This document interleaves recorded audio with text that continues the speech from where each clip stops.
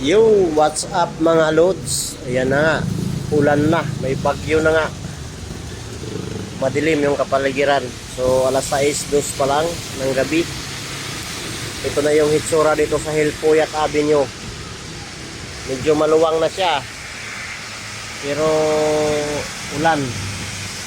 Ayan o, Hilpuyat Avenue. Takas pa rin yung ulan mga idol.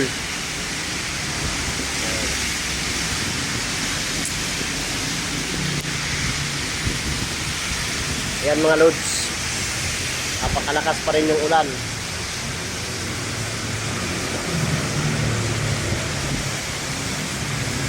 So yan, kahabaan po ng Hilpuyat yan. Hilpuyat Avenue po yan. Napakalakas ang ulan. Hindi tumitigil, kanina pa yan ng mga nag-start ng ulan yan alas 9, alas 10, ganyan. So hanggang ngayon mga lods, hindi pa rin siya natigil. Yan o.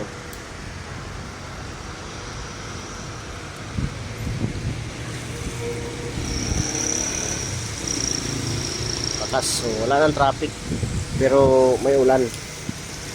Kung magtuloy-tuloy ito, baha na naman.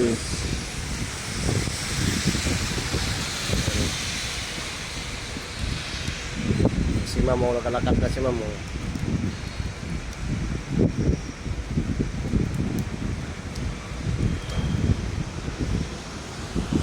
So yun mga kaislaw, dahil malakas ang ulan, so wala pa si boss, naghihintay tayo.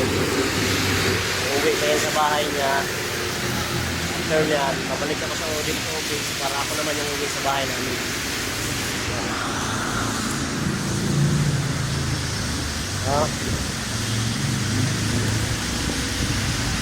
Wala ka anong traffic ngayon mga kaislaw dahil maulan at saka masama yung panahon.